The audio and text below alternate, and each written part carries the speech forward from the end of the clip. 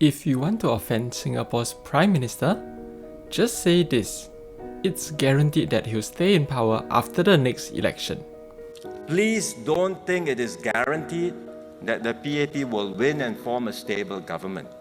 And if you want to offend the opposition chief, say this: he wants to take power at the next election.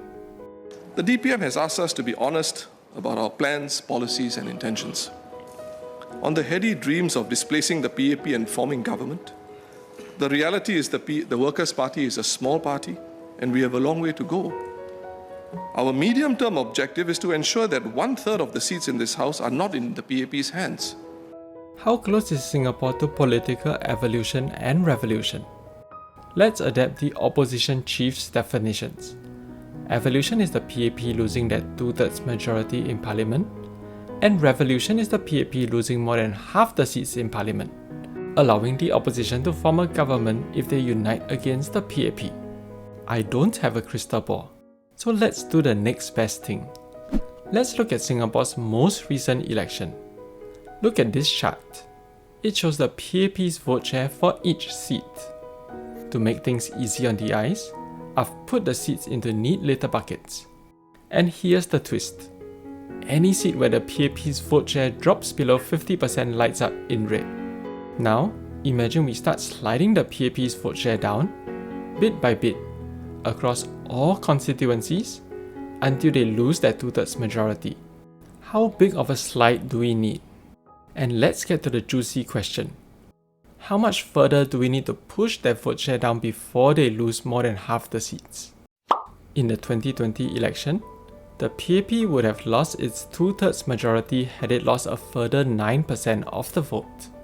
That's a vote swing similar to what it experienced from 2015 to 2020, or from 2001 to 2006. At that point, another 4.5% swing against the PAP would have resulted in the opposition capturing most of the seats in parliament. In that case, the PAP would have lost Tanjong Pagar GRC, which is Lee Kuan Yew's former seat.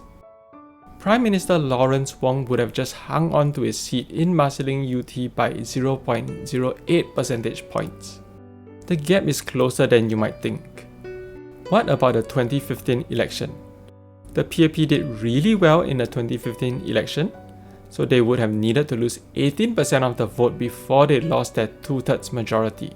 But once that happened, the opposition would again only need a 4.5% swing before they gain a majority.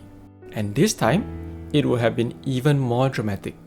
Prime Minister Wong would have lost his own seat. I also analysed the 2011 election. Evolution required an 8% vote swing, and the gap between evolution and revolution was insanely close, 2.7%. Let's stop at the 2011 election. Why? Before then, many Singaporean voters couldn't do one simple thing on election day. They couldn't vote. Not because they were banned. Nothing like that. It's just that only one candidate contested in that constituency, so it was a walkover. Believe it or not, at the 2001 election, less than 1/3 of registered voters were able to vote.